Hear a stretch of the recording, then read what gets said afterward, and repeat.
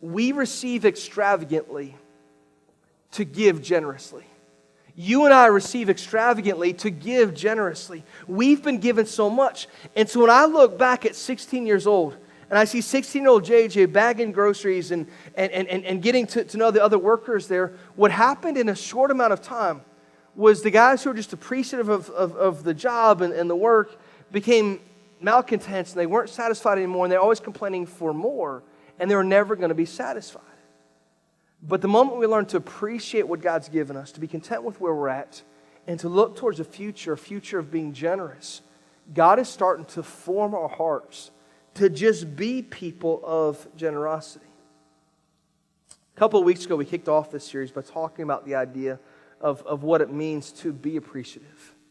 And actually used a verse at the end of the book of Hebrews, at the end of Hebrews chapter 12, that says this: "Therefore, let us be grateful for receiving a kingdom that cannot be shaken, and thus let us offer to God acceptable worship with reverence and awe." But if we continue along in that line, getting over to chapter 13, it says this, but how we should respond to being grateful. "Let brotherly love continue." The way we treat each other, let that continue. "Do not neglect to show hospitality to strangers, for thereby some have entertained angels unaware. Remember those who are in prison as though in prison with them, and those who are mistreated, since you also are in the body." He's saying, listen, it doesn't matter where a person is. Act as if you're there with them. Suffer with them. Love the way that you're supposed to love.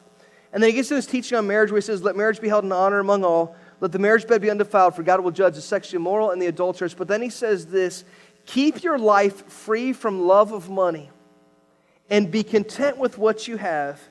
For he has said, I will never leave you nor forsake you." So we can confidently say, "The Lord is my helper. I will not fear. What can man do to me?" The teaching here, the writer of Hebrews says, listen, we're supposed to be content. We're supposed to use the resources God has given us so that we can learn how to give generously. So that I can learn to just be a generous person. And it isn't about what I have. It's about what I have to offer. It's about the position of my heart, the condition of where I'm at. Even when I don't have much to offer, it's saying, God, here's what I do have. And I want to give that to you.